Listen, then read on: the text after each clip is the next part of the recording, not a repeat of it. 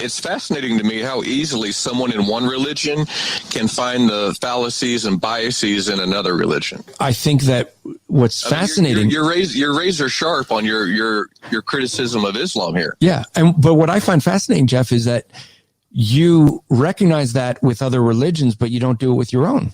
Because that may be the case. I'm just saying. And there's that confirmation bias coming up again. This is Apologetics Live. To answer your questions, your host of Striving for Eternity, Andrew Rappaport.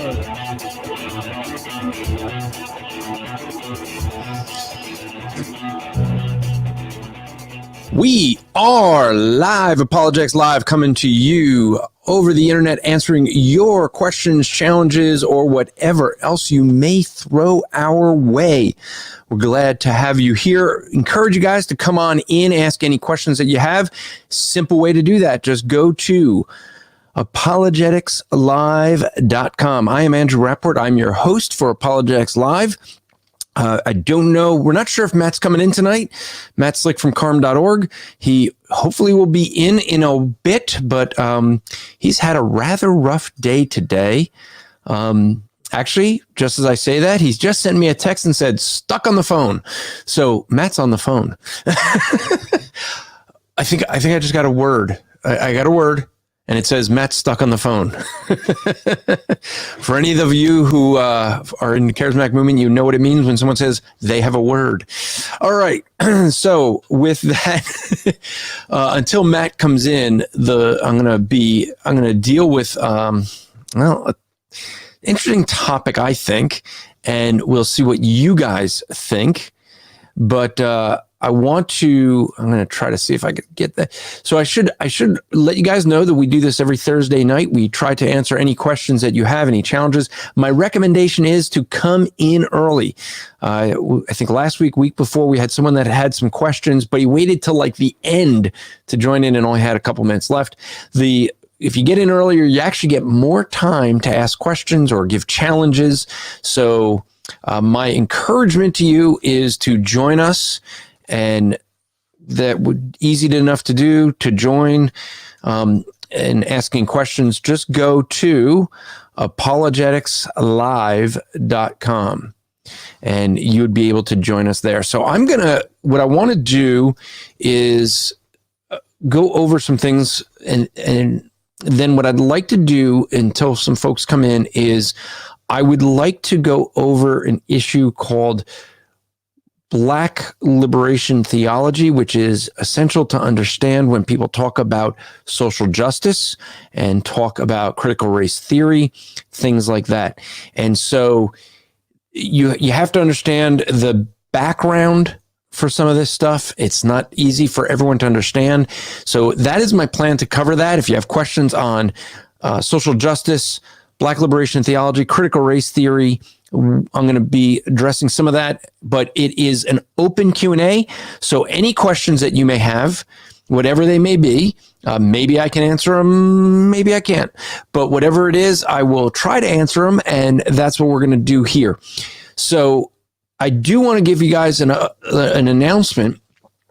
Coming on the 15th of December, we're going to be having a contest with all the podcasters in the Christian podcast community.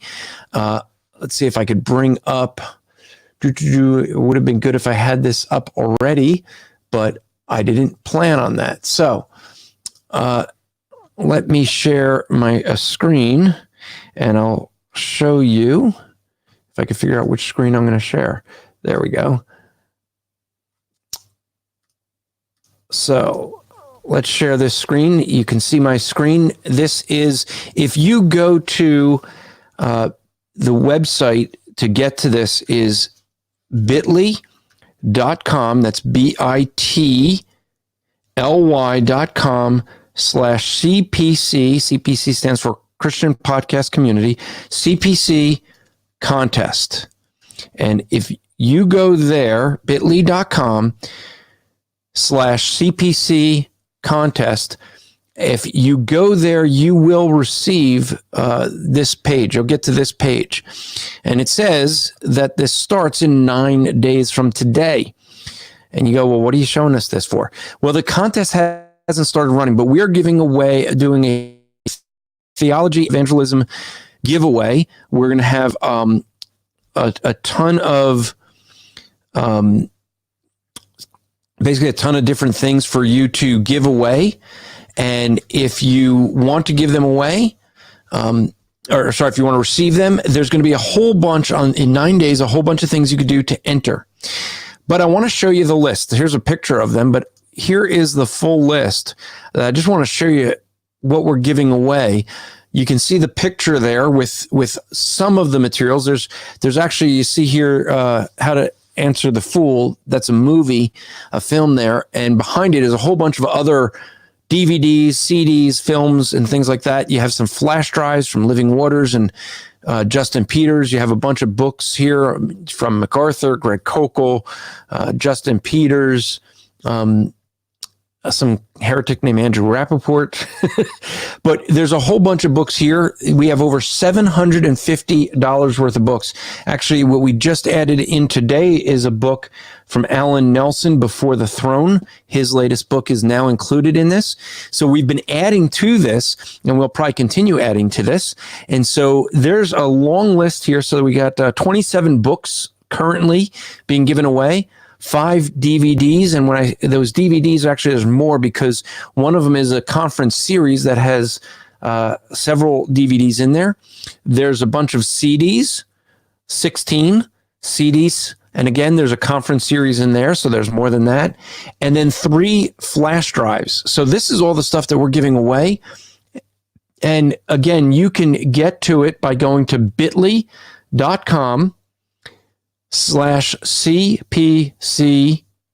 contest. And if you do that, you'll be able to get to this and be able to see everything that we're giving away. We want to let you know that, because you're saying, but it doesn't start for 9 days from today. But on December 15th, you want to get in. There are going to be some things you can do to enter every single day, and you get more entries for doing so. And so there's different points that you get for different entries, and there's like over 100 different ways to enter. So there's plenty of options for you. So that's something we just want to give you there. So I encourage you to check that out in 9 days, and that way you can see that. So just trying to read the comments. Someone's saying, watch on an Apple TV. Okay. But if you want to join us and ask any questions and challenges, I recommend that you go to apologeticslive.com. That's where you get in. There's a link to join in and ask questions. And so until we have some folks, there's usually folks don't come in right away, which I, again, recommend you get in right away. That's when you can get your questions answered. So what I'm going to do is I'm going to torture many of you. And because some of you will find this to be torturous and others may not. Maybe some of you are going to be agreeing with critical race theory and Black liberation theology. Someone's asking when the contest dates start again. So the dates of the contest are December 15th, but I guess what I didn't say is, when does it end? It ends the end of February. So we're going to have you're going to have half of December, but Christmas time, you're going to be focused on family. So those of you who really want this are going to make sure you're sharing it over the holidays, while the other people are going to wait until January to kick in. But you'll have all of January, all of February. We're going to do this. It's a leap year, folks, so we're going to do it on February 30th. Some of you figured out there is no February 30th. So we will do the drawing on the 29th of February. So maybe some of you have heard of the idea of Black liberation theology or critical race theory, social justice, intersectionality. These are all terms you're hearing more and more, and these are terms that are not going to go away. In fact, if you are watching the Democrat National Committee's debates, you're hearing these things come up. it is kind of funny if you watch those debates. They just figured out that Elizabeth Warren is white because the only black woman is out of the race now.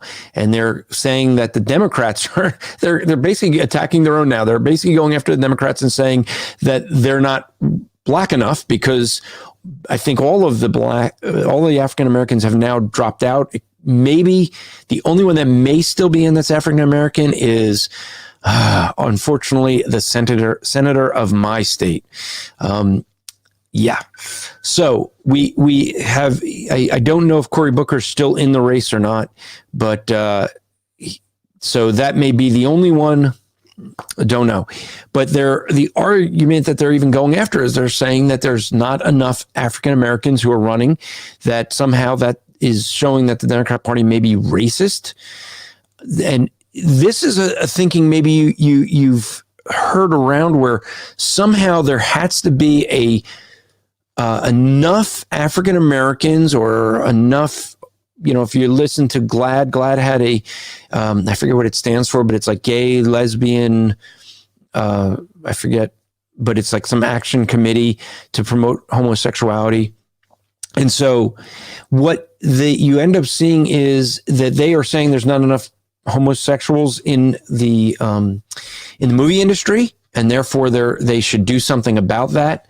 That somehow they got to correct that problem, which I don't not sure it's exactly a problem, but they are arguing that there's only 20% representation of people who practice homosexuality inside of Hollywood movies. Now, think about that. 20% of the movies are played by people that practice homosexuality, or they're representing homosexuality in presenting it in the movie. And yet, when you look in America, we had a recent census that came out and basically reveals that those who are in homosexual relationships are basically I think it was 0.03 or 0.3. I forget, but let's go with 0.3. That's higher. 0.3% of America. So 0.3% of America, and yet they have 20% representation in Hollywood.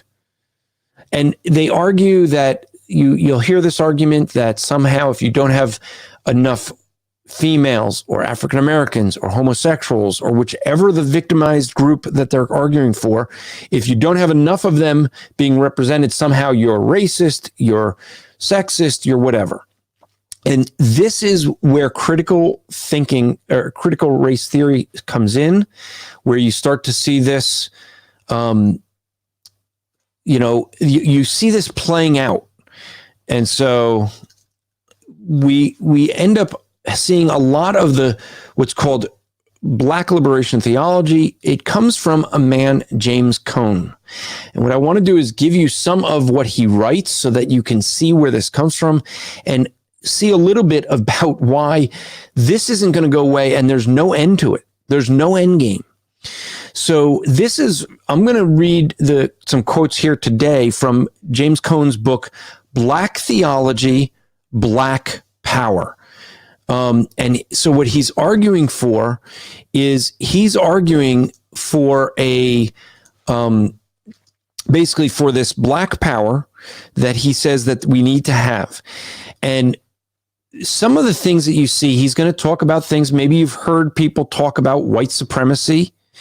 And the thing that you have to understand with this, when you read his writings and you read what they say, their arguments are really stuck, I would argue, in a century-old arguments. They're arguing that African Americans or blacks, because it's black power, that the reason for black power is because blacks are not treated as human. They are subhuman in America. And because of that, that's going to be an issue. They're also not equally represented in their voting, which if you think about those two issues, yes, that was centuries ago an issue where blacks were treated as if they were not human beings.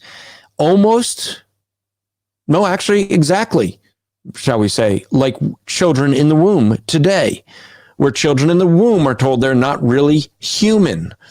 They're subhuman.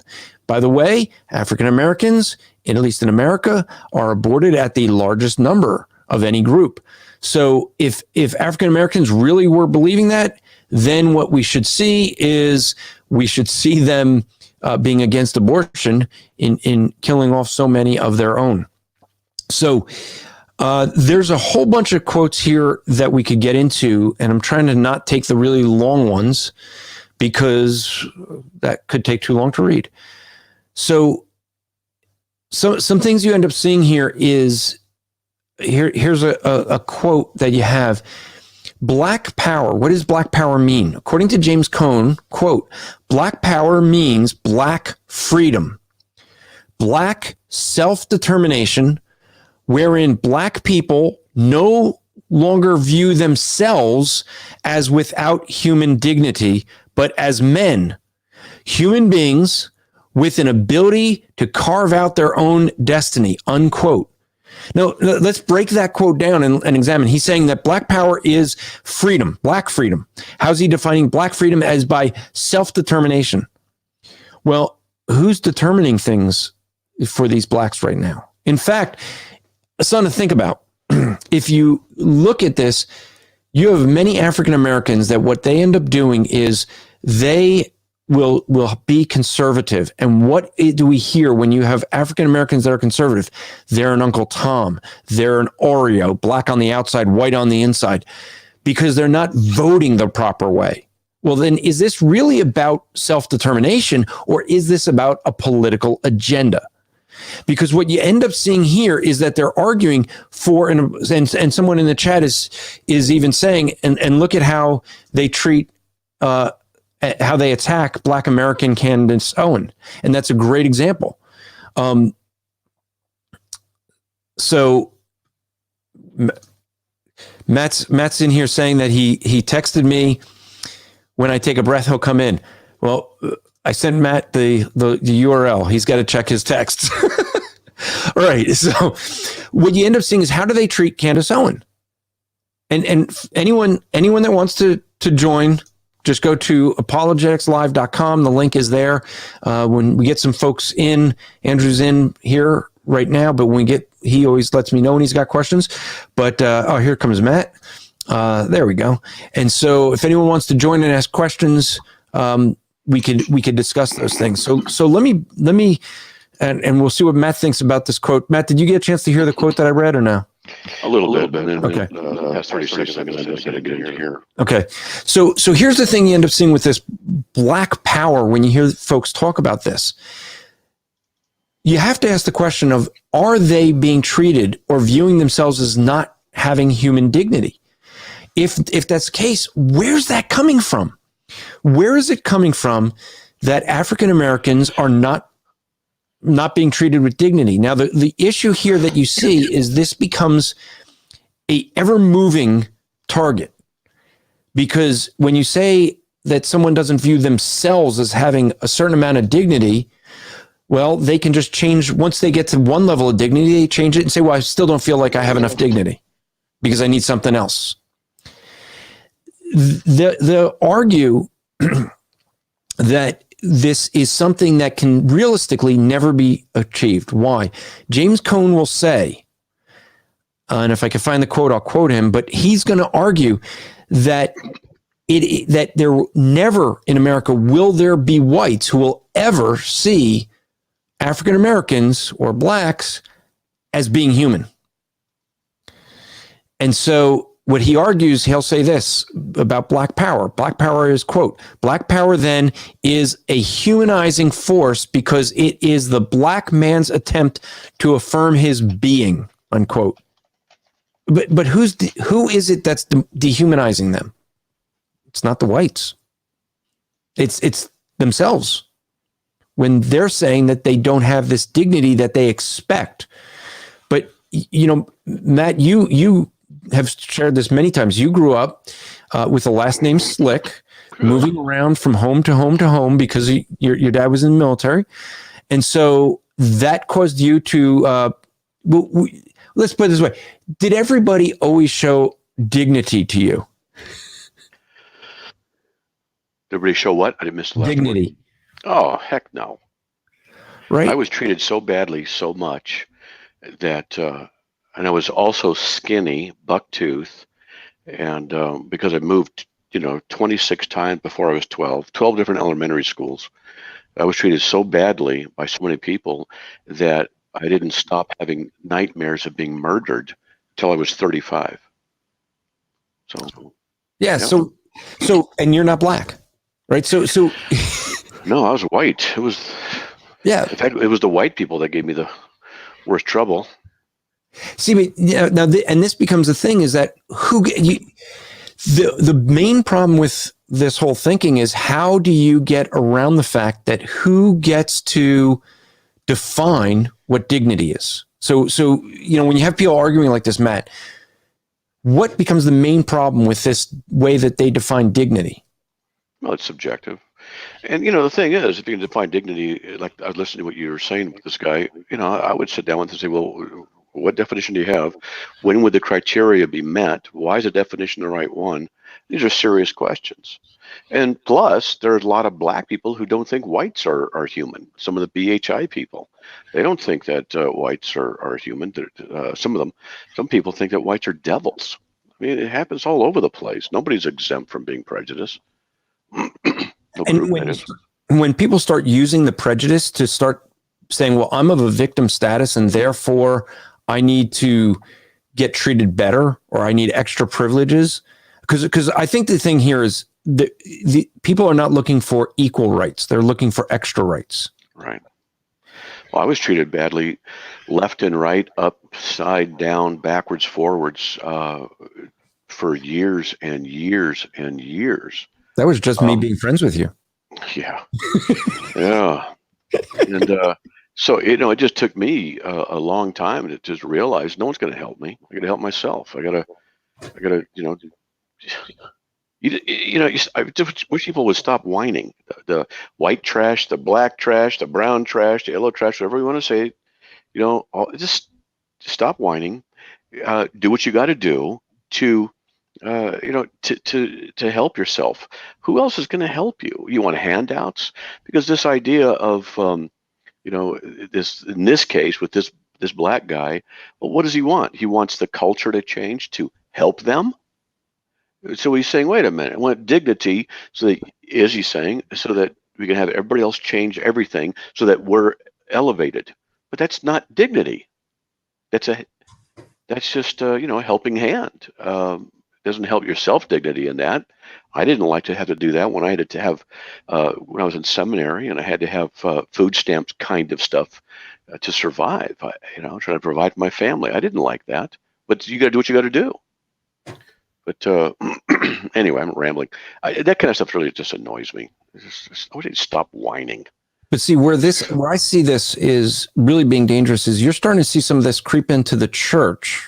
Well, actually, now it's not even creeping in, but you have so much of the same victimizing mentality coming out where now it's like, I was dealing with this on Twitter where, people are saying that if I have the nerve, Matt, to say that God has ordained different roles between men and women in the church, that I'm somehow am an abuser of women. I'm abusing women. How am I abusing women? Just because that view suppresses them. And I had this lady that told me this, and I said, well, she said, when you say that a woman has to submit to a man, that's abuse. I said, so are you saying when in Ephesians, Paul says in Ephesians 5:21, that we're to submit to one another, that we're all abusing one another? She's like, well, no, that has the idea of that we would show preference to one another. And I said, okay, so then what does it mean in a couple verses later? She's like, that means he's got to, the wife has to obey. He forces her to obey. And I'm like, that's not what it means. Like, we now established, you understand that what submit means, that it's that you put yourself under another person. And yet, when it comes to husband and wife, you're saying it's the husband who's doing the forcing, when the reference in the text is the wife does, the wife is the actor. So she knows the differences in the terms, but purposely uses that because it creates this emotional response. And this is what we're seeing a lot of, to try to force churches to accept female pastors. Oh, yeah, I was on the. That's why I was late getting in here, dealing with an issue about somebody with a pastor, a woman pastor thing.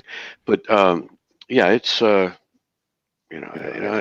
people don't realize submission is voluntary, and if submission is bad, then and it's an abusive thing, then was Jesus under a system of abuse when he submitted to the will of the Father? Well, that was exactly the thing that I had said. I pointed out to her was the fact that Christ submits to the Father. Is that abuse? Is God the Father an abuser? Now, after I put that out there, she stopped responding. Right? Because they and I challenged them. I said, come on in to hear. One of the guys, it was very interesting. And I'll be curious what your thought is on this, Matt. So how would you have handled this situation? So I'm talking with a guy. He's arguing for women being equal in authority in the church. They could be pastors and preachers, and he rejects what Paul says. I said, well, that's what God wrote, and he said, no, he didn't. So now he doesn't even believe it's God's word. He doesn't believe. He says that the Bible contains discrepancies. So here's his two discrepancies. Ready? One was that the Bible teaches that the earth is a round, flat disc. Okay, now this is the irony. He told me I'm not scholarly. I'm not, but he is, because what he gave me was a picture of a comment, like a study Bible with notes. And so the notes were I think it was Isaiah, where it says the earth is round, and the notes explain it's a flat disc. I'm like, that's not the Bible. That's commentary. Like, he doesn't understand that difference. His other argument of a discrepancy is that with Noah's Ark, you have animals coming on 2 by 2, but some, it says they all go on 2 by 2, but there's certain animals that you have pairs, and certain animals, male, female, certain animals where you have 7 of them. And so 7's an odd number. You can't have them go on 2 by 2.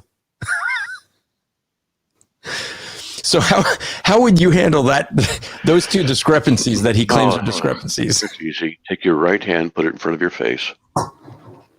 Look to your left and slap yourself upside the head. Yeah, you did it right. I mean, come on. It's just, those are not discrepancies. Those are just facts. He's just looking for something to complain about. That's all. He's got an agenda over Scripture, and that's what needs to be focused on. Is that you just have a desire to war against God's word. You have a desire to call God a liar. You have a desire to say God is not capable of keeping his word intact and secure and true. So you're the one who's under judgment from God for your heresy and your lies against him. And that's what I say to people, because I think they need a blast between the eyes sometimes. So let me give you some quotes from James Cohen, and I'll let you kind of respond with some of these things. And again, folks, if you want to come in and ask any questions, we're doing an open Q&A tonight. You just go to apologeticslive.com. You can watch there. You can join. The link to join using StreamYard is there. So here's I'm just going to try to look for some good quotes to give you. So. Here's one. He says, Black Power, so let me just say it's in quotes, right? Quote, Black Power, in short, is an attitude, an inward affirmation of the essential worth of blackness. It means that the black man will not be poisoned by the stereotypes that others have of him, unquote. He's a racist. Okay, now we get into now that presents a problem when you talk with Black liberation theology and critical race theory, because they will argue that blacks cannot be racist. It's impossible. I just say, I'm sorry, but you're a racist. So when they say that, Matt, and you're saying they're racist, they're saying they can't be. What is, for folks who may be struggling with this, what becomes the issue? How can you be so absolute? Like, what is it that you're doing to say they're racist, and yet they're saying they're not? Because there's a clear thing that's being broken down there. What they're doing is just simply saying that because they're black, that's why they should have blah blah blah blah blah. That's racism. That's what racism is. Saying because of a person's race, skin color, which I don't agree. There's races. There's only one race, a human race. That's my position. But for this context, we're using the term race in that sense. So he's fomenting and furthering racism is all he's doing in his illogic and his stupidity, and he needs to repent. And I would just call him straight out and say, you're a racist. And you can say, well, I can't be a racist. Yes, you can. And denying it doesn't make it go away. You're a racist because you're trying to say people because of their skin color. That's what racism is. You're a racist. Okay, so first off, Humble Clay says Matt's 100% correct. So there you go. It's only correct if Humble Clay's a black person. Then there's ways, because logic is dependent upon your race, apparently also. Well, okay, so what you just did there was you gave a definition for racism, and it would be the historical definition for racism. Because your racism was defined on skin color, of stereotyping people and restricting them on things because of the color of their skin. Or saying one race is superior to another race. Yes, that's what they would say white supremacy is, right? Well, white supremacy is racism. Mm-hmm. Yes, and it should be abolished. But then how logically, if white, and this is the thing, white supremacy is supposedly racist, but then isn't black power? Because is that not saying that the black man needs to be superior? Yeah, that's racism too. What if we said white power? That's racist. Black power, that's not racist. Just white people should be given certain percentages of jobs. Well, that's racism. Blacks should be given certain percentages of jobs, and that's not racism. That's equality. The double standard, that kind of thing. So what you end up seeing is they're playing with a different definition than you. Yeah, they're not being logical. They have an agenda. See, there's a difference between logic and agenda. People have agendas. They want something to be promoted. And logic, truth, facts, scripture are often trampled underfoot at the necessity of their agenda. And so what's their agenda? It's a racist agenda to promote black people, they say, to the equality of white. Well, what does that mean? I mean, what does that mean? I used to go to my martial arts. There was a black guy we'd work out with. I insulted him like I did anybody else in there. He took shots at me like anybody else. There was no racism there. We were equal. He'd come over. He would go do things with my white daughter. I didn't care. I had to watch them. My white daughter would take martial arts with us and see he and she wrestle on the ground. In martial arts, you do that kind of a thing as you're learning lessons. I didn't care. What's equality? An attitude? Is it a forced attitude? What's equality? What do they mean? What do they mean? These terms have to be examined. I just get so tired of the mamby-pamby illogic that comes from so many people who think that they're being great, and social justice idiocy, and it's just like, I wish they'd stop. Well, I think one of the things that that I see with this quote that they have here, right here, they're saying black power it's an attitude, okay? And wait, what's the attitude? They just say it's an attitude, an inward affirmation of the essential worth of blackness. But how do you define blackness? Well, then it's an attitude of blackness. I'm for that. I like blackness. My daughters think that black guys are really attractive. Okay, so they must. What was it? That's being black. What was it? What's the term you used to say it was? Black power. Then they affirm black power. Well, and that's the thing that for whites to affirm black power, they would have to say that because part of this is that black power is also, as we saw earlier, it's saying that whites don't accept the blacks as being human, and yet they do blacks see are not human. Who says blacks aren't human? Well, this is the whole argument for black power that James Cohen makes, is that blacks in America are not seen as being human beings. And who says that? Show me some people who say blacks aren't humans. I mean, I like to see that. Well, I actually may have that soon, because I was talking to a guy last Sunday about some of the stuff I'm reading in James Cohen. And, what you ended up seeing is he said, oh, well, blacks aren't human. Blacks aren't treated as being human. I'm like, are treated as being human, considering not being human is different. That's interpretation, and there's a difference there. Yeah. So what you end up seeing, though, is that the way they end up viewing things is to say that their thinking says that whites don't treat them as humans, but it also says that whites will never treat them as being humans. And that becomes the dilemma. It becomes something that you can never get out of. But the other part of this definition that's interesting, it says that black power, it means that the black man will not be poisoned by stereotypes of what others have. Now, here's the question. Is this not a stereotype? Yeah. Right? I mean, so here you have some, logically, this becomes a self-defeating argument, right? It crumbles on its own, because the argument that they're not supposed to have stereotypes of blacks, but blacks can have the stereotypes of whites, right. Or of blacks as well. And this is, go ahead. No, I'm with you. Double standard.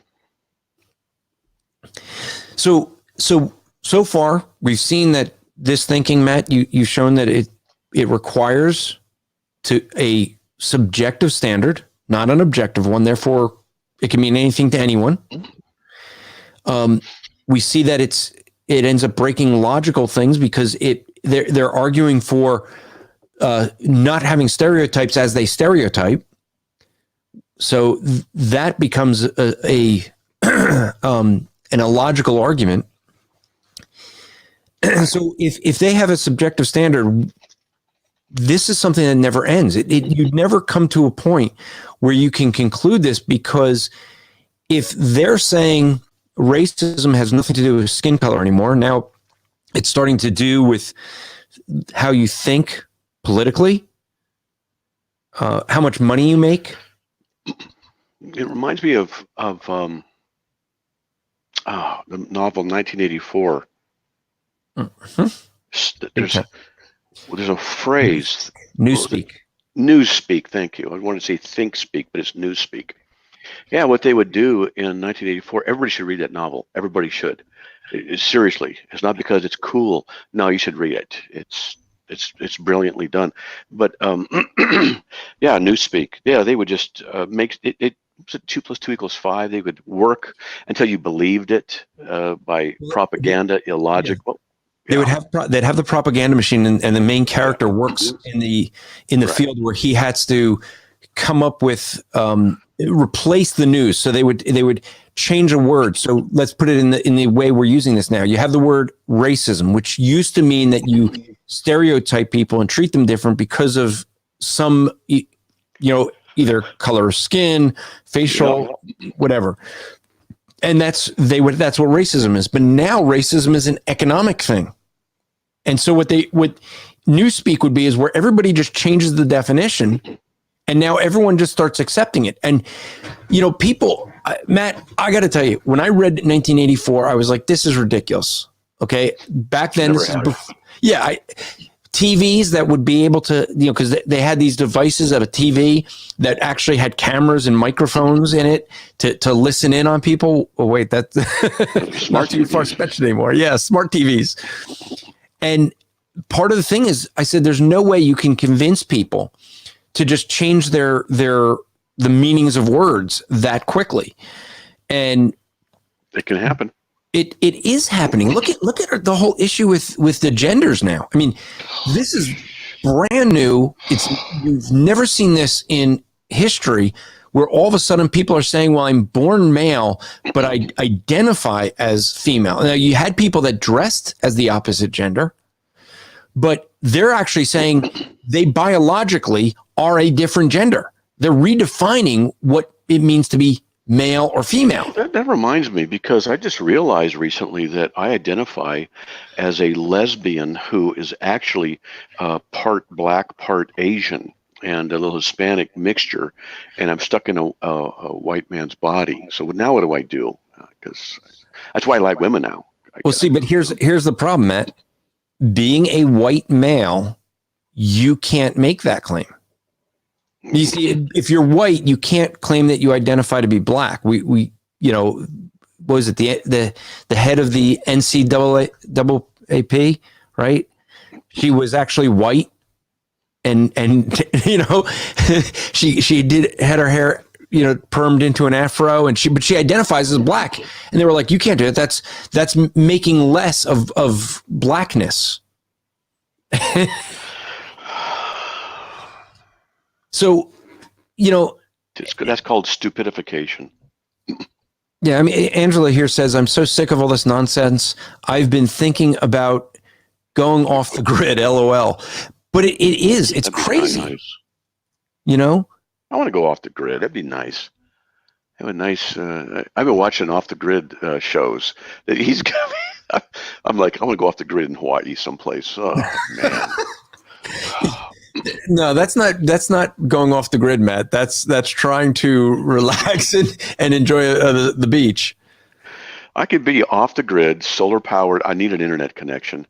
I get that. Wait, stop. Off the grid and internet don't work, Matt. I need internet connection, and but all my power and everything be right there, and I would need a jacuzzi and a hammock. So what you see here, folks, is this is called Newspeak. Matt is redefining what off the grid means. Yeah, I want the way I want it. Yeah, that's right. And I do want. I need solar power and heated water. I need all those LED lights, but I gotta have internet because I gotta make a living. See, but off the grid means not being on the grid, like no electricity. No. They have their own electricity. Well, okay, they can make their own electricity, but part of the grid is like the internet is the grid. I don't know. I'm going to redefine it the way I want, and I don't accept that. Now, what gives you the right to redefine that? My subjective preference. Okay, but my subjective preference says that you can't redefine that. So which one of us is right? There's an obvious answer. Because I'm slicker than you, I win.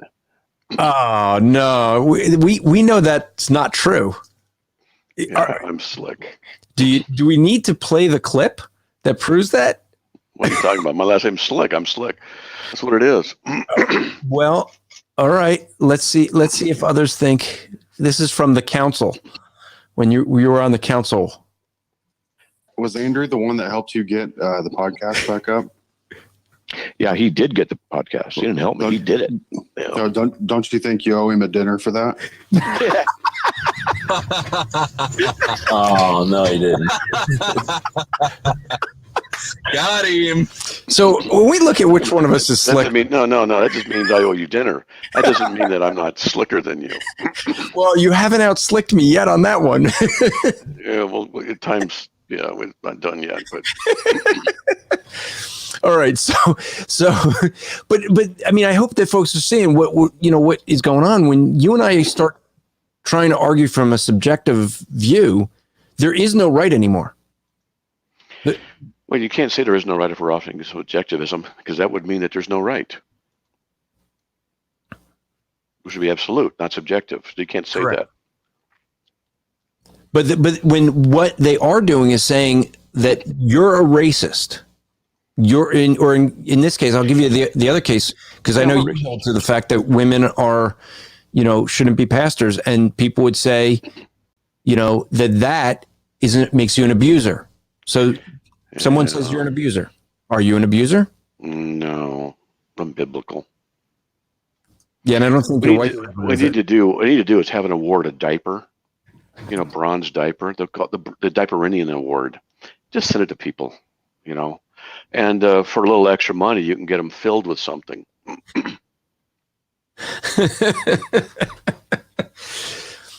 All right. We're going to leave that in people's imagination. They should be able to figure out what that's going to be filled with. But this really does become the problem, is that if someone removes absolute standards and then tries to have arguments like this about right and wrong, truth and falsehood, it completely breaks down. Yeah. You know, and what ends up happening with this whole Black Power issue is it puts you in a position where they're still arguing the arguments that were true when people were slaves because of the color of their skin. Yeah. They weren't treated as human.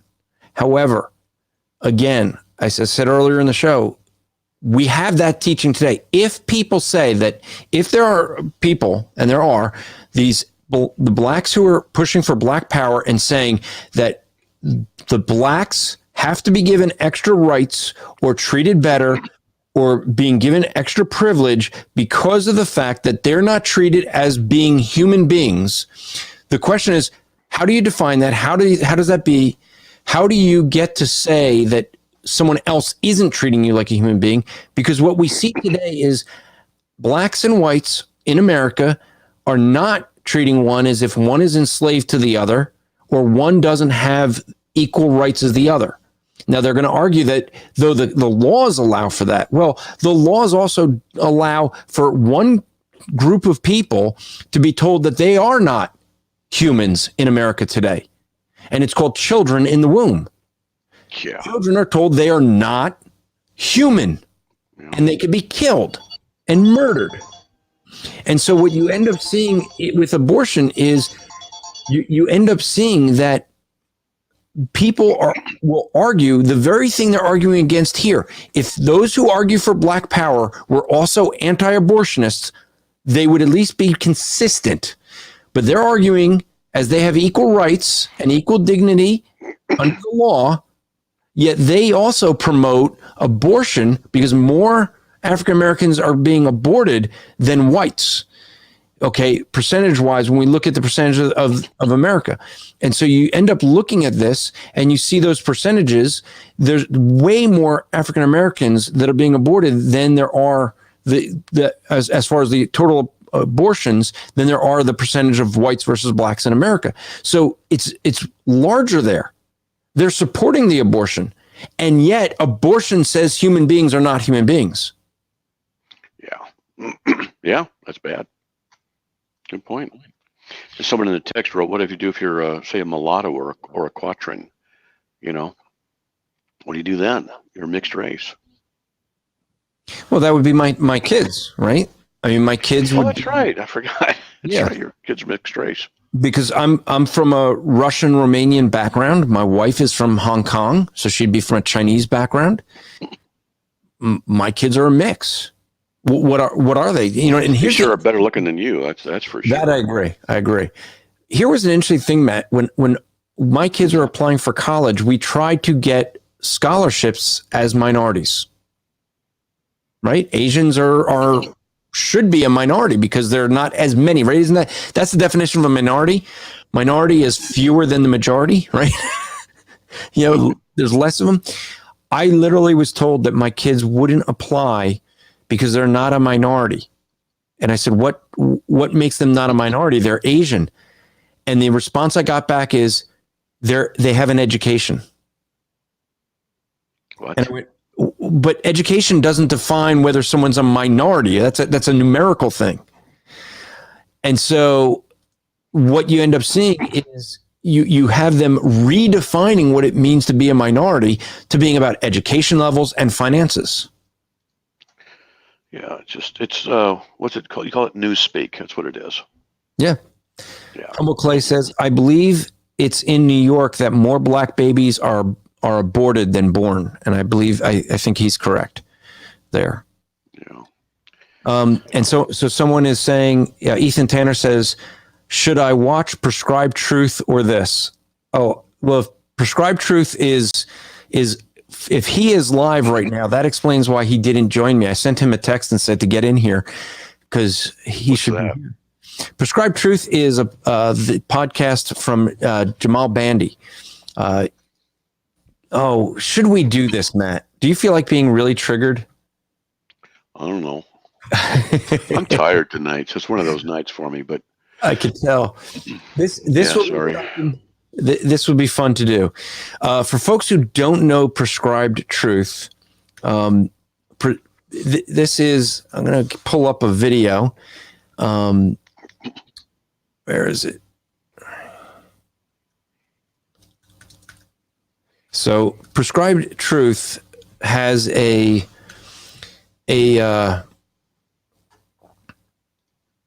must have spelled this wrong. So he has a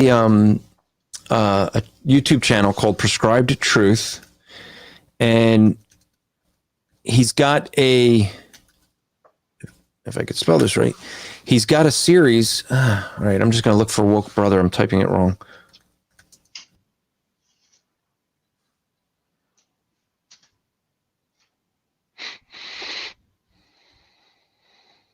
Let's see. Oh, here it is. So let's see if we can figure out which one of these. Okay, so let me bring this up, Matt. This will be fun. I will share this so you can watch this. But I got to redirect the audio. So this is one of the, he does this as a complete parody. Okay.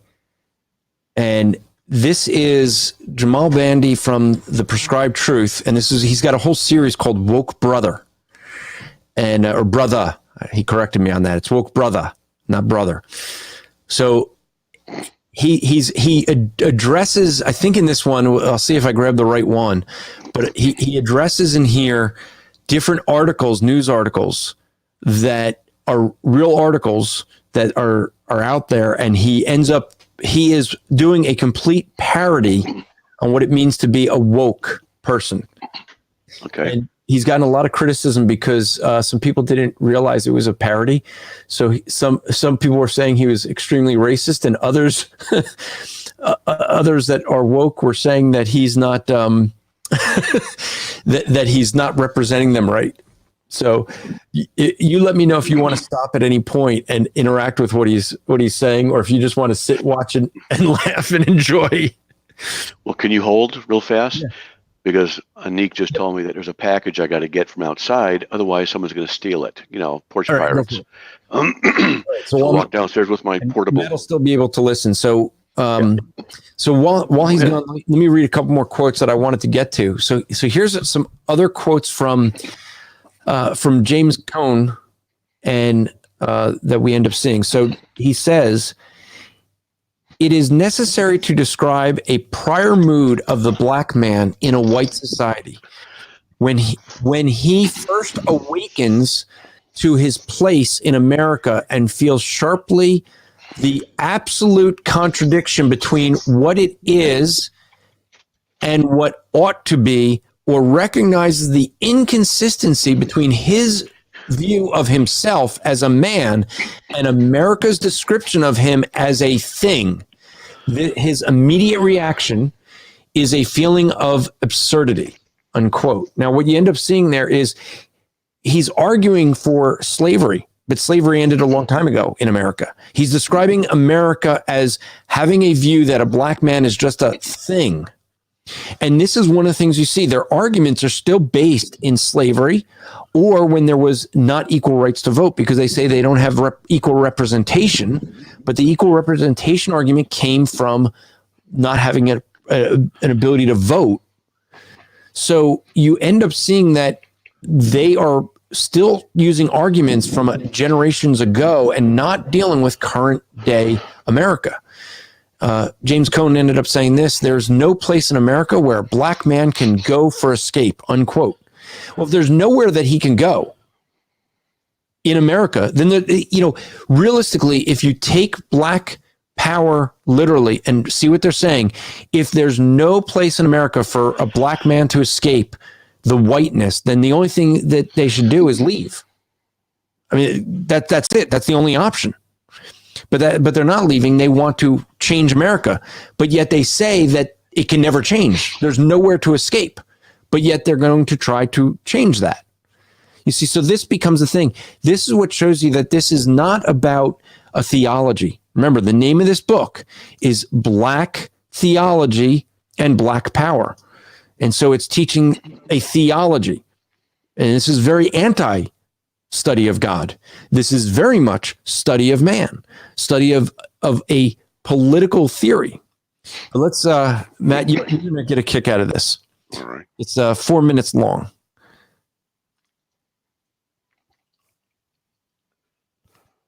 So y'all been thinking it's a game the whole time. You didn't get the message, the memo that I sent last time. Now y'all keep asking, where's the injustice? Well, I'm going to tell you. I'm going to reveal it to you. Y'all are trying to go across this bridge on our backs. And it ain't happening. There's racial injustice against my people because blackness is where it's at. It's where it's always been at. I told y'all, wake up. That we ain't taking no more of your racism and your whiteness. And what I've come to realize is that this has been going on for years. And it's showing up in many different ways. I told y'all, we woke. It's a reason why y'all sleep. Now I'm going to show you something. I'm going to show you some more proof that your whiteness is perpetuating an evil. That your whiteness is hurting us in many ways. And y'all need to be held accountable. And that's what I'm here to do. Black men who experience racism age quicker than those who don't. That's evidence. See, you know what? You can't even see it right now, but I got gray hair growing in my head, and that's because of y'all. I'm aging quicker. I'm 30. I shouldn't have this gray hair in my head.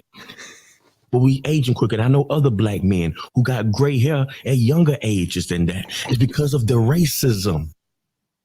Having to struggle in life because of y'all. Now, Matt, didn't you turn gray by about age 12? No. So this guy is actually a parody? Sounds pretty serious. Yeah, well, that's the whole part of it. He makes it sound so serious that people are believing it. But he's going to get some of the. But see, this is the thing. These quotes that you see here are from the Daily Mail. These are real things that are in the news that he's interacting with. That's the thing. He's taking real news articles and going through them. There's some there's one about that's coming up that's classic. So causing us stress. Told y'all, black people have to wait 32% longer than white people to cross the road. 32% longer. You telling me I can't cross the road because of your racism? Man, let me cross the road. If you see me finna cross the road, stop your car so I can walk across. Is he in a crosswalk? You do it for them white folks. Do it for me. You see me finna cross the road, stop your car, let me pass. The funny thing about this, Matt, there's someone you and I both know, Chad Pridmore. Yeah, I just had lunch with him today, as a matter of fact. You got to tell him that you watched this video. So the guy that was doing his website, mm-hmm. he was checking out all the podcasts in the Christian podcast community, and he's looking at them, and because he wants to protect Chad, and he sees Prescribed Truth, so he goes out to hit this channel, and he watched this video. And he calls Chad and says, dude, you got to get away from those people. This guy's racist. He totally bought that it was like legit. And Chad is like, no, it's got to be a joke. It's got to, So we Chad was like laughing when he actually watched this to see that. Because there are some people that, these are real articles. And yet someone's here in the chat saying, is he serious? Yeah, he's doing a parody. But this is the article that he's quoting says that, black people have to wait 32% longer than white people to cross the street. Could it be that they walk slower? Could it be like, and I don't know how they come to that conclusion either. So the next, I think it's the next one that cracks me up the most. I mean, when he's not serious, this one's really funny. Y'all, racism, man, is even affecting us on the road. Racism among drivers. Let me show you one more thing. Let me show you something. Racism making people fat. Look at this. This ain't from eating everything and overeating. This is from your racism. Your racism is making people overeat. Y'all don't even realize it. Wow. Own up and take accountability for your actions, white people. We're sick and tired. Y'all finding ways to kill us off. And that's how y'all doing it. Want to give us all these diet plans. No, don't give us no more diet plans. Stop your racism. Stop hating on the black man. Then we'll see change. Then we can lose weight.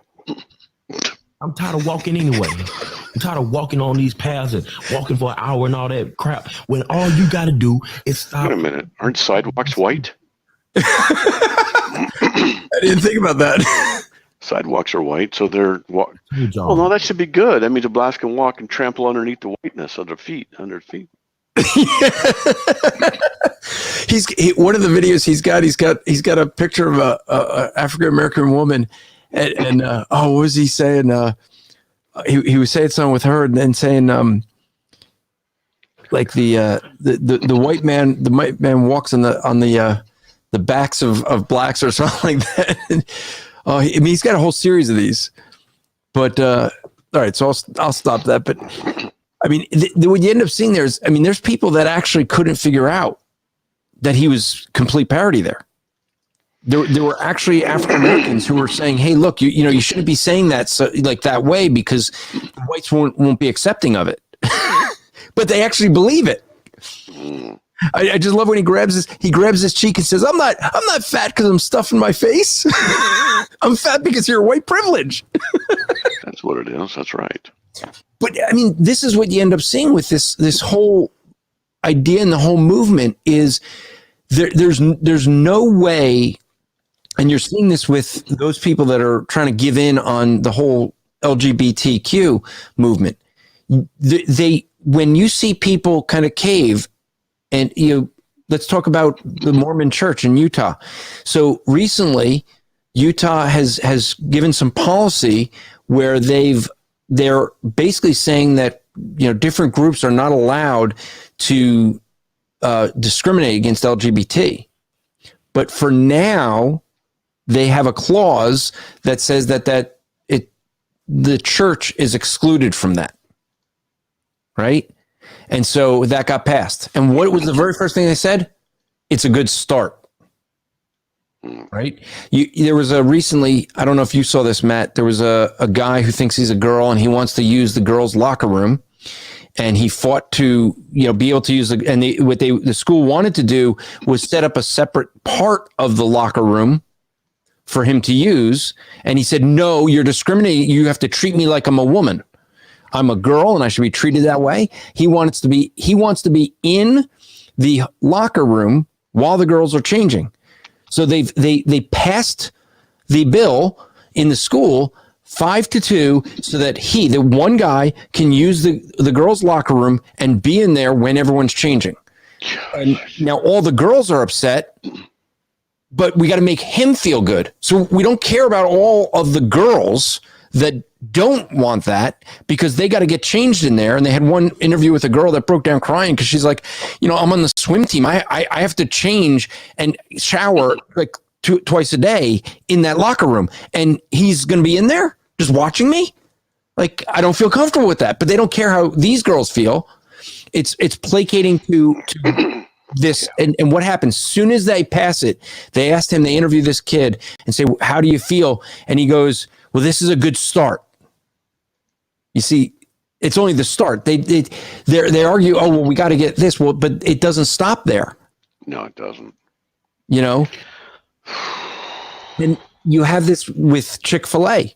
Chick-fil-A decides that they're going to stop. Yeah, they're going to stop funding the Salvation Army, and I forget the other group, athletes. I forget the name of the Christian athletes. Yeah, Christian athletes. So they're going to stop funding them, and then it's like, what does the group say that was pushing it? Well, that's a good start, but you're not enough. Now you have to actually go out and condemn them. That's right. And promote ministries. So what do? They now start giving their money toward a pro-LGBT organization. Yeah, that's why my wife and I, we stopped going there. Yeah. So what happens? Is it enough? No, it's not enough, because you're supporting them, but you're not out there saying that this is a right. And that's the thing. So, you're not going to placate this critical theory, the critical race theory, or now what's just being called critical theory, because they're going to constantly be moving the goalpost, and therefore you can never get to a point where you have it solved, because you're going to just keep seeing this move and move and move. Yep, I agree with you. It's gonna be bad. I've been telling people on the radio show, don't think that the homos are gonna stop outside the church door. They're gonna come in the church. They're gonna start attacking in the church as well. The homosexual community. Mm-hmm. It's gonna be bad. Christians gotta fight back. We have right now, if you watch the Democrat National Convention or not convention, debates. You mean the clown show? Huh? The clown show? Yeah. What you had there is you actually had candidates saying that if someone doesn't support LGBTQ, if a church doesn't support that, then they should have their tax exempt status removed. You have Joe Biden saying that if someone doesn't support LGBTQ rights, that they should then be put on a terrorist watch list.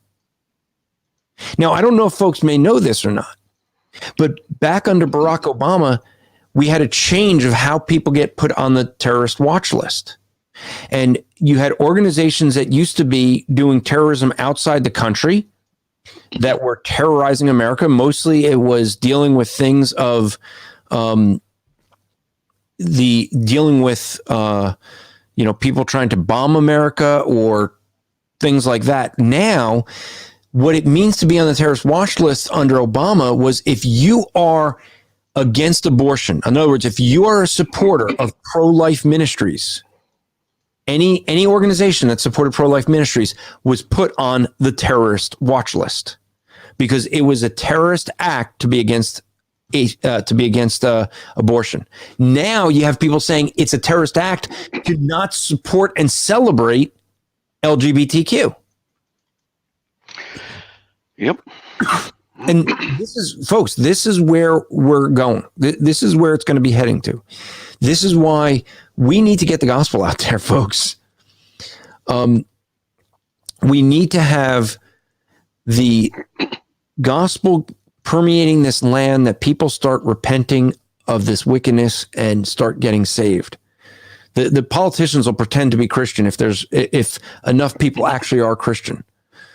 But so we have some people here saying atheist groups get religious tax credit, don't they? They do. There are some atheist churches. I think there was one actually, but it had a split within the first year, and I think it's closed now. So, let's see. Jason Manning says something that LGBT community is doing that angers minorities is liking their so-called fight for equality with the civil rights of the black man's fight back in the 60s, and that's true. When the LGBTQ uses civil rights as the argument, they actually water down the argument that the blacks are arguing for. Right. And so, let's see. So if anyone wants to come in, ask any questions. Don't know where everyone is tonight. We got Andrew, but he's always in here and lets us know when he has questions. So here's a quote for you, Matt, because you said, do people actually say this? And so I'll give you James Cohen in his own words. Okay. If I ever get you reading James Cohen, you're going to kill me and go nuts. But I think you do. I mean, I'm reading this stuff because this intersectionality is not going away. Here's what James Cohen says, quote, and certainly the history of the black-white relations in this country from Civil War to present unmistakably show that as people, America has never intended for blacks to be free. To this day, in the eyes of most white Americans, the black man remains subhuman, unquote. From that day till today, in most whites. Now, here's the thing I find interesting, Matt. It was a majority of whites that freed the black slaves. Mm-hmm. Yeah, they died doing it. Yeah. I mean, went to war, but there was a bunch of states, a bunch of whites that fought for the freedom of blacks. So how did these people fighting? You know what? Think that the whites need to have reparations for that. You got a good point there. Yes, we need to argue for it should be just northern. It should be northern whites, right? Because it was the northern states that fought. Yeah, I don't think I qualify because I think my ancestors were in Louisiana. They came in from Germany, Louisiana. So I won't get any reparations. No, actually, Matt, you do.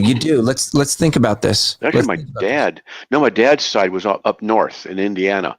Okay, so I need reparations. No, I'll tell you I'll tell you why you get reparations, Matt. Here's why. Because it was the Democrat Party that was the party of the KKK. It was the Democrat Party that didn't want blacks getting the rights to vote. It was the Republican Party that was formed over the slavery issue, to freeing slaves and ending slavery. So therefore, we should really do it this way. Here's what we do, Matt. I think this is a great solution to reparations. All the Democrats, every person who's a registered Democrat, should pay reparations to African Americans. That works. I like that idea. I think that's a great solution, since they were the ones that wanted to suppress them and to oppress them and to enslave them. They should be the ones to do that. Starting with Barack Obama, he should set the example. Yeah, because he's white. Is he? Well, yeah, well, I would argue he's more white than black, because remember, he had a white mother and a black father, so he's half white, half black. But and this is an interesting thing, and I encourage you to read his own words, his own book. And now I forget the name of the book, but it was something to his father. But he basically grew up, by his own words. He said he grew up with his white mother and white grandparents. He grew up in a white neighborhood. His mother, when he was about 14 or 15, felt he didn't understand black oppression. She had to take him to be taught how to be black. Now, think about this, because their argument is that this is just inane. Like, this is just part of being, we don't even realize as whites that we have white privilege and that we're racist. It's something that we don't even recognize, supposedly. But what do you see here? You end up seeing in this that you have here people that Barack Obama had to be taught how to be black. I mean, that's a crazy thing to think about, that he would have to be taught how to, so it's not clear that he knew what that was. Wow. Right? He didn't know what it meant to be black. He had to be taught it. Well, if this is something that could be taught, then it doesn't have to do with their argument that this is part of whites suppressing and oppressing blacks. Yeah, here we go. Someone just said, Humble Clay said, Dreams of My Father. There's the title of the book. So, by the way, here's an interesting thing with that book, Matt, Dreams of My Father. He was the first African American in at the Harvard Law School like paper or whatever. I forget the white nationalist paper. Yeah, maybe it was. He was the first African American to get some privilege, get some status at Harvard on Harvard Law. And so because of that, he was commissioned to write a book about how he got there, how he got to that point to be on the Harvard Law Review, I think it was what it's called. And so he got paid to write a book about how he got there. You know what he did instead? He wrote a book that was a memoir for a tribute to his father. He was paid for one thing and chose not to do it. And when they kind of came to him and like, this wasn't what we paid you to do. Oh, you're being racist? Really? Yeah. Do you know how he got elected as senator? You know the history there? Love this one. So Barack Obama was running in the primaries against a very well-known candidate. Now remember, Barack Obama's job was a mob organizer, right? He did community outreaches and he would organize protests. That was his job. He realized that if he really wanted to be more effective, he needed to get a law degree. That's why he said in his own book why he went to get the law degree. He got the law degree so he could be a better mob organizer. He goes and does that. He does get into the Harvard Law Review, gets to be, I think he was an adjunct professor at Harvard for a semester or two. But he ended up realizing, and this is what he says in this book. This is why I say his book is amazing to read, because he's pretty open about why he did what he did. He recognized that there was I think it was a mayor up in Chicago that was African American, but he talked like a white man. This is what Barack Obama said. And he realized that this guy was going to be elected. No one was going to be able to unseat him because he had the black vote, because they're expected to vote for a black man, but he could speak the white language and therefore he could get the white vote. And that he said he realized that since he was white enough, he could get a Senate seat and be there forever. And so what he did was he was running for Senate. He's running against a very popular Democrat. And so all of a sudden, somehow, no one knows how, he gets his hands on sealed court records of this guy's divorce. And he goes to the guy's house, and all of a sudden, after that visit, it is announced that the other guy is dropping out of the race and supports Barack Obama. So Barack Obama now is running against a very well-known Republican and someone that was looking like he was going to win. And then all of a sudden, somehow, magically, his sealed court documents of his divorce ends up in the news. And part of what comes out in there, he was married to a actress that was on, was it one of the Star Treks, Deep Space Nine, I believe. And what came out of that was that this Republican, when he was over in Europe, used to force his wife to have sex with him in public in bars. And that was one of the reasons she was divorcing him. And it's also one of the reasons she wanted it sealed so her kids never read that. But somehow it got unsealed. Sealed documents got in the hands of the media. No one knows how. And then that guy dropped out just before in the middle of the race or toward the end of the race. And now Barack Obama is basically running unopposed. They ended up getting Alan Keyes to come in from, he's actually, I think, from New York or somewhere, but he wasn't from Chicago. He moves in so he can run against them. And so that's how he actually got the Senate seat. Interesting. Yeah. Dirty Little politics. history. Yeah. So I'm going to bring Andrew in just to see if he's got any questions for us tonight. Hello, Andrew. Hey. Yeah, not really questions, more statements, I think. I'm probably one of the few Australians who actually kind of stays in touch with sort of this process. It's a very, very interesting story about Obama. I had no idea of that either. And I guess some of those dirty laundry, shall we say, to quote, say, Don Henley, we probably wouldn't really want that aired either. Yeah. No. And I guess maybe that was pushing him out of the race, because that's what we have. Well, here when we had our own prime ministers stabbing each other in the back. So we had Kevin Rudd, then Julia Gillard, then she got stabbed in the back. It's a kind of hilarious sort of thing like that. And she was actually from Wales, I think, somehow. And that was her. That's how she got stabbed in the back. Yeah. So it's kind of interesting. But yeah. So someone's asking. Yeah, Jason Manning's asking the question. He said, "Wasn't Harvard founded as an evangelical university, and in order to train pastors?" Yeah, and what would that be called, Matt, for folks who may not know the term? Where they train pastors at the seminary. I meant at the graduate level. Instead, I gave away the word. Okay, so Matt, I know you've probably experienced this, but we're at our church, right? We're going through some leadership training. We're all the guys that are members are we're basically going through everyone's going through like an ordination type thing. So we're learning all the books of the Bible, giving an overview of every book of the Bible, and getting a quiz. And so we're going on a quiz of different books of the Bible.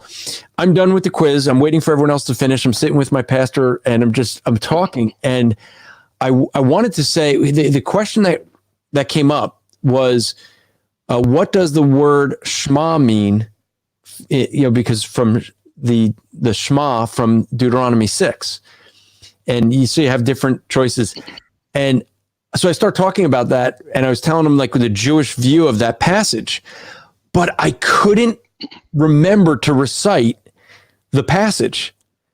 I didn't want to start at the beginning, because if I started with the first word, the Hebrew is Shema Yisrael Adonai Eloheinu Adonai Echad. But if I start with that first word, I'm giving away whether it's see or peace or hear, or I forget what the other one was. Obey, I think. And so I didn't want to give away what the word was, but I couldn't remember what the passage was if I started in the middle. And all of a sudden, I forgot that, like, the guys around me, and so I couldn't remember it. I'm trying to remember it, so I just started right at the beginning, and I started with "Hear, O Israel," and all of a sudden, everyone went, "Oh, thanks." But I couldn't remember the passage if I started in the middle. Yeah, that's normal. I had to start at the beginning, which gave away the word. So Jason Manning says, "Wow, how Harvard has fallen." Yeah. So, all right. Well, we could do one of two things, Matt. Since no one's come in with any questions, we could either end early, or I could give you some more quotes of James Cohen until you want to research this stuff and realize that you need to do this for to understand this, to deal with intersectionality. Yeah, I'm so buried with so many things right now that there's a clog in the drain. Not much is getting done. Oh no, we need you researching intersectionality and social justice. Who cares about NAR? Actually, I'll give you this. I would argue, Matt, that social justice will probably be a greater threat to the American church than NAR will be. Might be. Could be. Yeah, it could be. There's a lot of problems. There's so much. I mean, obviously, to me, it's obvious that Satan's alive and well. He's working hard to destroy the Christian faith. But man, I'll tell you, I feel like Sisyphus. pushing a rock uphill, and it always falls back. You never get up there. Yeah, there's so much heresy, you know. Yeah. So, okay, we got a question that's, all right. So here's a question, Matt, from Tulip Doctrines of Grace. Question: where do you guys stand on replacement theology and Christian Reconstructionism? Ready, go. I'd rather replace replacement theology with a more gracious biblical view that just says that God's not done with Israel yet because he's a God of covenant, not a God of dispensation. No, not taking a shot at anything. But replacement theology deals with the idea that God is done with the church.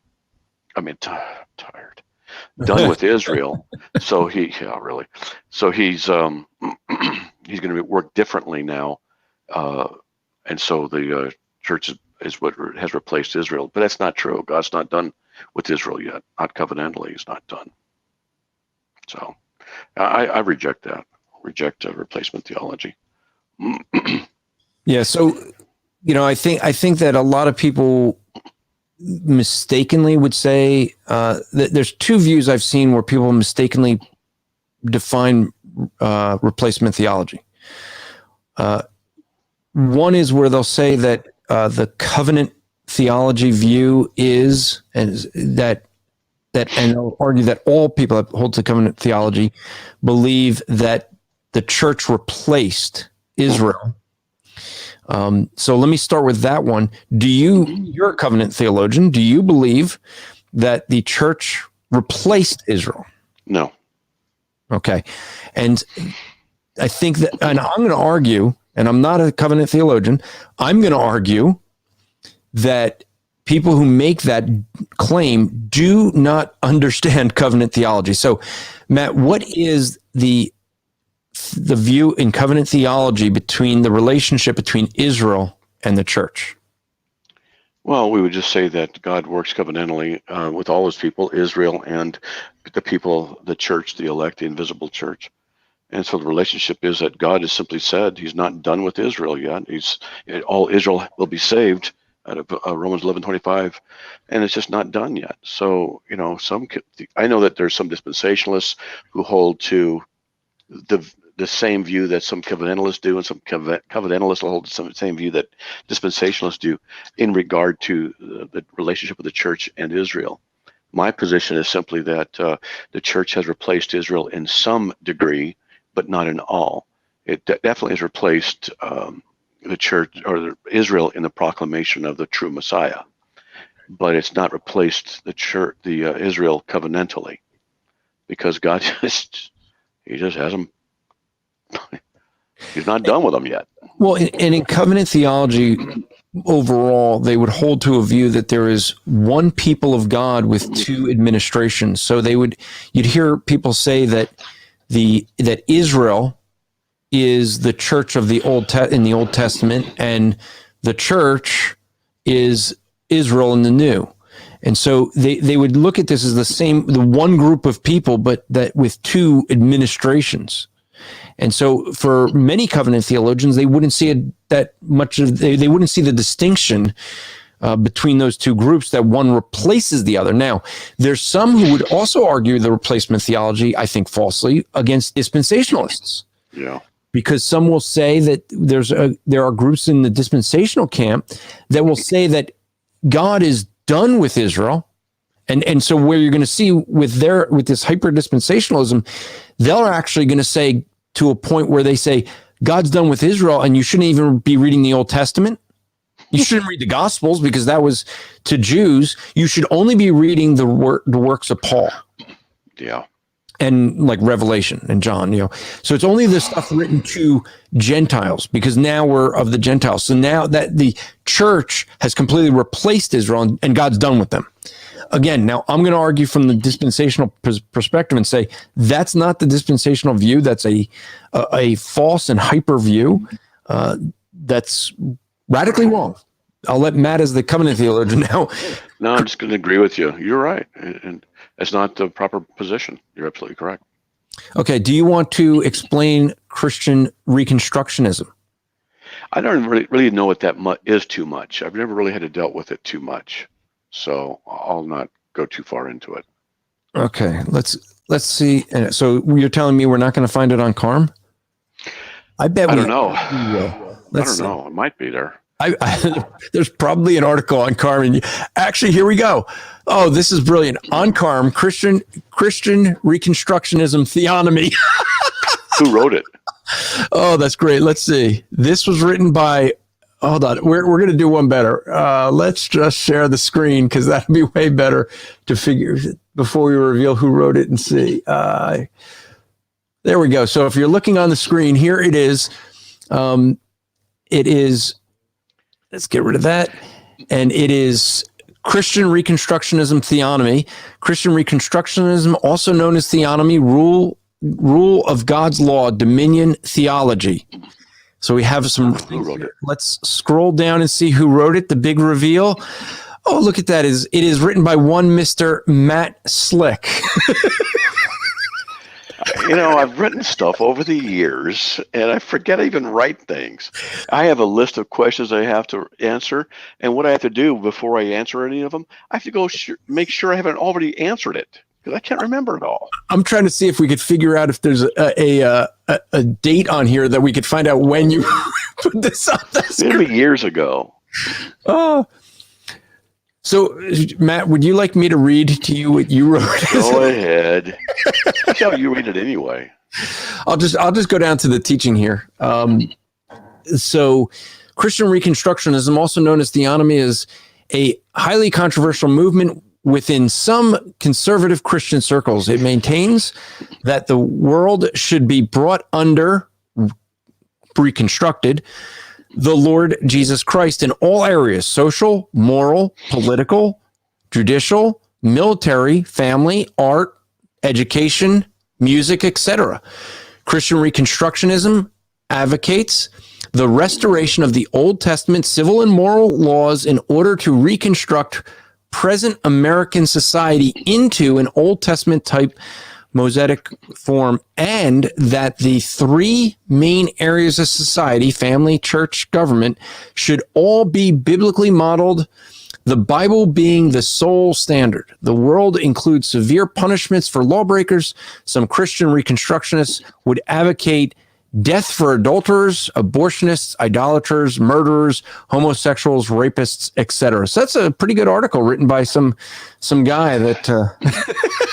Yeah, as you're reading, I'm going, oh, that's right. I remember. Yeah, that's right. That's right. Yep. Now, look, the reality is you've written so many articles at Carm over the years. I mean, there's so much out there that after what's Carm on 25 years now? 24. It's on his 25th year. It's already 24 years old. Okay. So yeah, again, we'll cut you in break. Maybe you don't remember every article you've written over that time, maybe. Or maybe it's the fact that you're 62 years old, and it's just. I'll be 63 in like 3 or 4 days. Yeah, aging. It's just catching up to you. It is. Yeah, a lot of stuff's catching up. That's why I'm just beat today. It's been a rough day for a lot of things, but yeah, it's like, oh man, like I said, I have to go through. Did I write this already? And more I'm finding out. Yeah, I have written on this already, and sometimes I already know I have. But I've written, I don't know, thousands of articles. I just can't remember them all. Now here's the thing, Matt, with this, that for folks that do want to talk about this, when you talk to someone that is believing in the theonomy, there is a fallacy that sometimes you hear people do. The way they'll do this is they'll say, well, Matt, you believe in God's law, don't you? Yeah. Then you're a theonomist because that's theonomy. Now, God's law, yeah. Theonomy is God's law, but is theonomy and theonomist, are they the same? So the belief in God's law and a theological system known as theonomy, are they the same thing? No, they're not. That's just equivocation. They're not clarifying what their terms mean and stuff like that. But no, You can have people being with it like dispensationalism. You could define it in one way, and if you don't, and you could say, I'm a covenantalist, not a dispensationalist. You could define it. Let's see. Maybe we could do that right now. Make me make it so that I'm a dispensationalist, that God works differently in different times. Yeah, I would agree with that. Oh, dispensationalist. Well, what? When you believe there's a future for Israel. I believe there's a future for Israel. Dispensationalist. That's dispensational. But it's also, but not as common within covenantalism. That's true. So therefore, I guess I'm a dispensationalist covenantalist. Yeah. But what you end up seeing is people that when that argument is a fallacy of equivocation, because they're using the word theonomy, which means God's law, and they created a theological system that they call theonomy. And so they're equivocating those two words, but they have two different meanings for them. And because you believe in God's law does not mean you believe in the theological system. They're different. Right. And that's something that gets people, because they go, well, you believe in God's law, don't you? Yes. Well, you're a theonomist then. And they go, oh, okay, I didn't know that. Oh, look at this. You have a happy birthday, Matt. On like that. Oh, thanks. So now, today's 5th. Yeah, so I thought it was Sunday, but it'll be Monday. Yeah. Your birthday has a way of bringing back a very black memory to me. Black ice, that is. Oh, yeah. That's true. For my 60th birthday, everybody came out. We had a 60th birthday party. It was a lot of fun.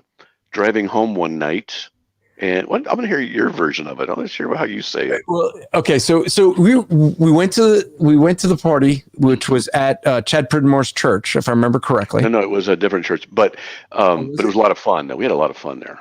I forget. I thought it was Chad's church, but okay. So we're at the church. We're downstairs. We go to leave, and it had gotten. I mean, while we're in the church, it was raining and froze. And we did have a dilemma, Matt. If you remember correctly, we drove out there because we were bringing stuff to set up the room. And so we kept going back and forth between your house and Nathan's house. And then what ended up happening was when we went to leave, we realized that because people were coming, like I think you drove me over, and then I stayed there with Yim, and we were setting some things up while you went and got your wife.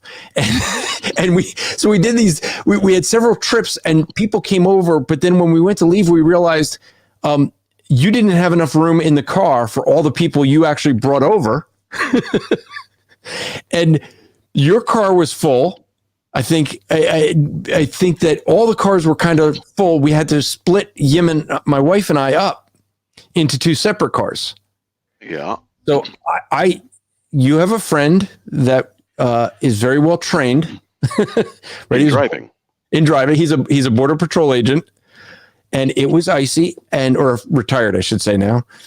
And so what ended up happening was I decided I'd suggest that she takes a ride with David because Dave is going to be the safest driver. Yeah. And I went with Luke. And you're in Luke's car. I drive in with my wife. Yep. So 3 different separate cars, and everybody's staying at my house. Yeah, that's right. Everyone was staying at your house. So we had 4 cars altogether that we were going home in. And part of the problem was that we brought stuff to the church in separate trips, but we were trying to take it all home in one. So your back seat was all filled. And so the interesting thing was I'm with Luke, and Luke all of a sudden just starts sliding. Yeah. And I mean, he's just, I'm literally, as he literally slid from the right lane all the way to the left, and how he's sliding back toward the right. And we're only, like a quarter of a mile to the exit going downhill. And we're kind of just sliding in and out, and we're just going, and I'm just sitting there. And I watched Luke miss. I mean, just barely slide past 3 cars, didn't hit any of them. And just as I'm like, Dave, the same thing. Yeah, Dave had the same thing I heard. And so he never hit anybody. I'm sitting there thinking,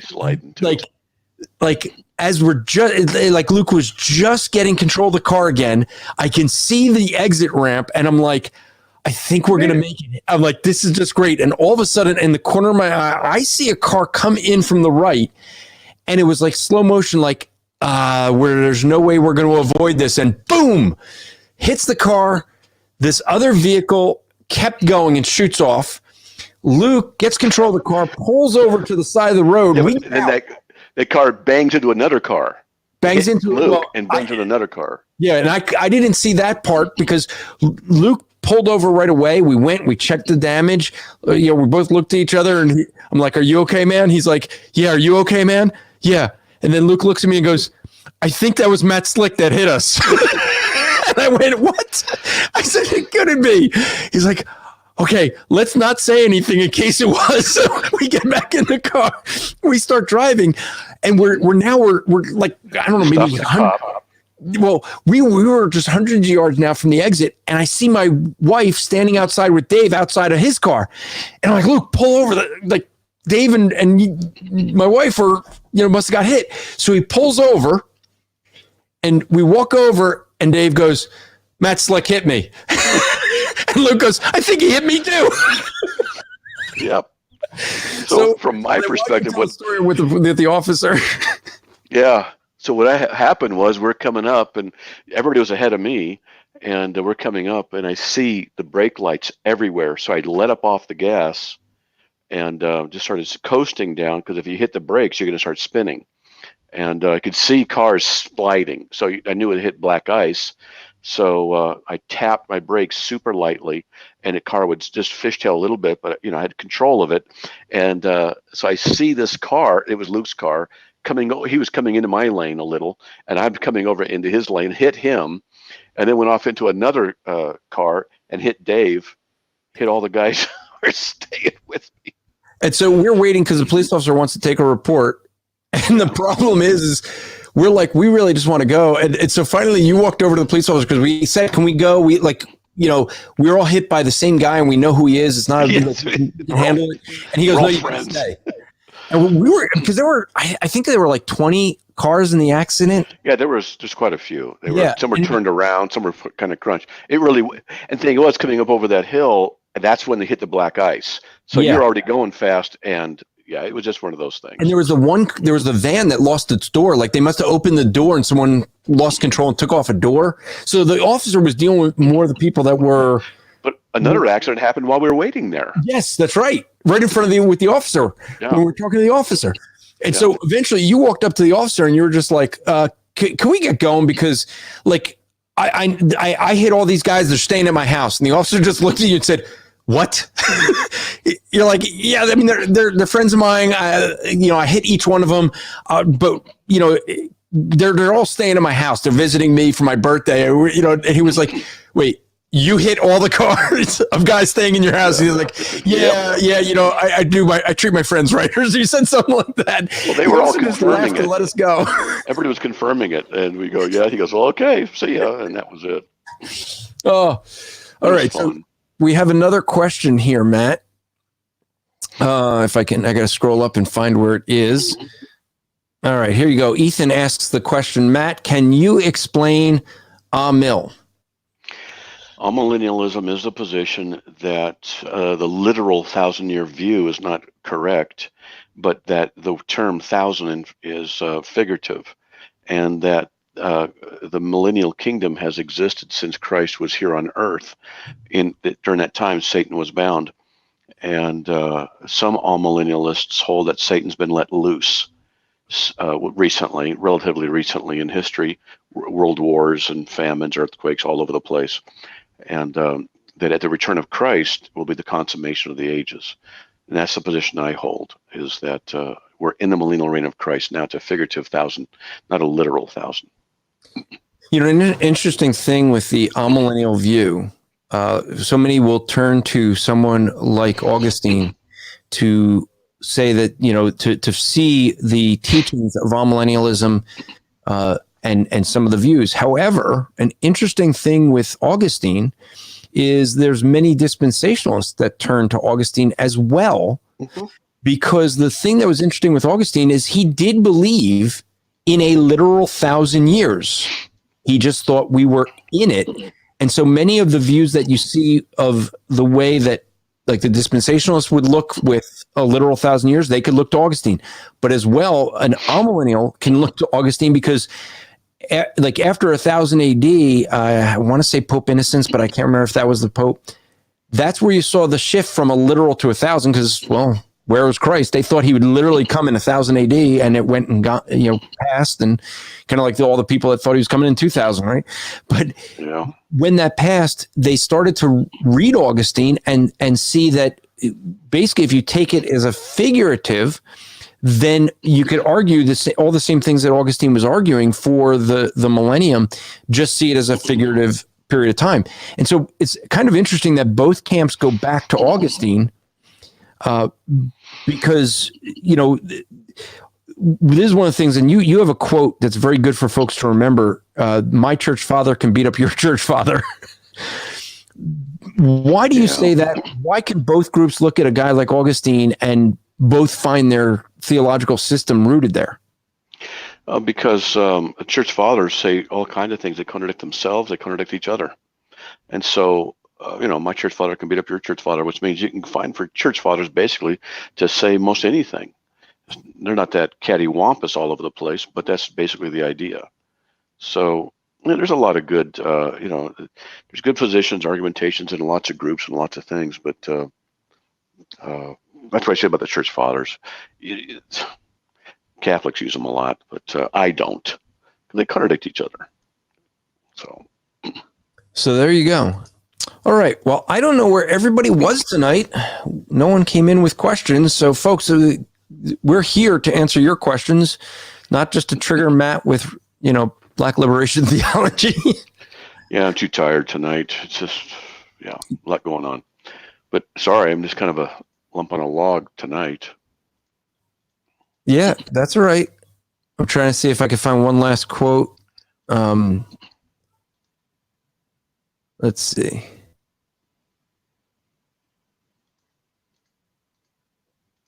And now this last quote I'll give you, Matt, is kind of an interesting one because what you have with this quote is, people would argue, when it comes to, being treated as subhuman, we have a different group of people who were treated subhuman in a more recent time period. And that would be what you end up seeing with the Jewish people. And Asians. Yeah. And so what you have though with the Jews is they were exterminated because they're Judaism, and they were slaves. You'd think that people would be arguing, for that. James Cohen said this, and remember, this was in the 60s, so this was not long after the Holocaust that he writes this, but quote, "It is interesting that most people do not understand why Jews can hate Germans, why can they not understand why black people who have been deliberately and systematically dehumanized or murdered by the structure of this society hate white people," unquote. Now, there's a difference there. The Jews hated the Germans, but that actually lasted a generation. And so what you end up seeing there is you have, nowadays you don't see that same hatred for Jews for the Germans. I mean, I actually have a German son-in-law now.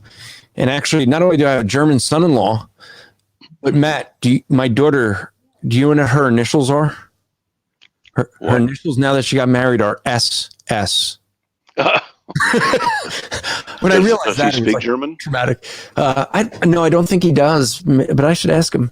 But what you end up seeing there is that you don't have that hatred for the Jews, for the Germans anymore. That hatred was for specific people that did a specific thing to specific people. Right.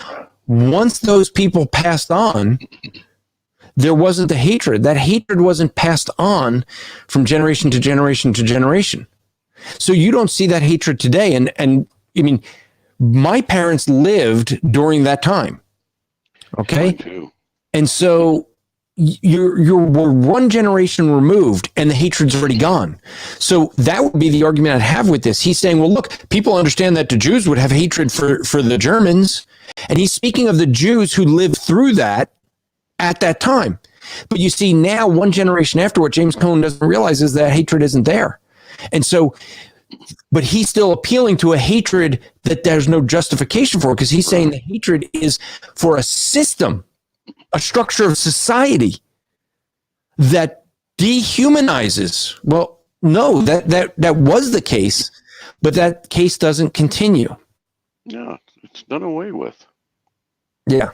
There might be pockets of it here and there, but there's pockets of it of all kinds of things. Against Asians, they were mistreated. American Indians, they were badly mistreated at the formation of this country for years. Everybody was. Whites were pretty bad in a lot of areas, but it doesn't mean all whites are bad. And a lot of whites risked their lives to save people of different races. Fact, here's the thing. So there's many whites who risked their lives to end slavery. Yeah. And save blacks that were slaves, and try to get them to help them to escape and things like that. But you know what? You know what doesn't get talked about? You know how after the whites came in and captured many of the Africans that were on the coastals, do you know how they got the blacks that were more inland? Oh, they had blacks go chase them. That's right. What you end up seeing is that the majority of slaves were captured by black tribes that were working with white slavers. So the white slavers wouldn't go after their folks, but they would go and get slaves for the whites. So, and they would often get the dregs of society and get rid of them that way. Yeah. And so the question then becomes, so who do we blame for the racism, the racist slavery that we had? Can we blame only whites? No, you can't, because there were black or Africans that were making money and getting privilege by kidnapping. They were the ones that were doing the kidnapping at that point and bringing them and enslaving them, and the whites paid them. Yeah. So, I mean, it got to a point where the white ships would come in and they would already have a whole bunch of Africans already in cages waiting. It's horrible. So this is the thing that people with these issues, they think it's so clear cut, and it's not. These things are not the way so many people want to lay it out. And that's the thing. It's, these issues are complex. It's like when people say, so many people were killed by religious wars. There's so many other factors that go into those wars.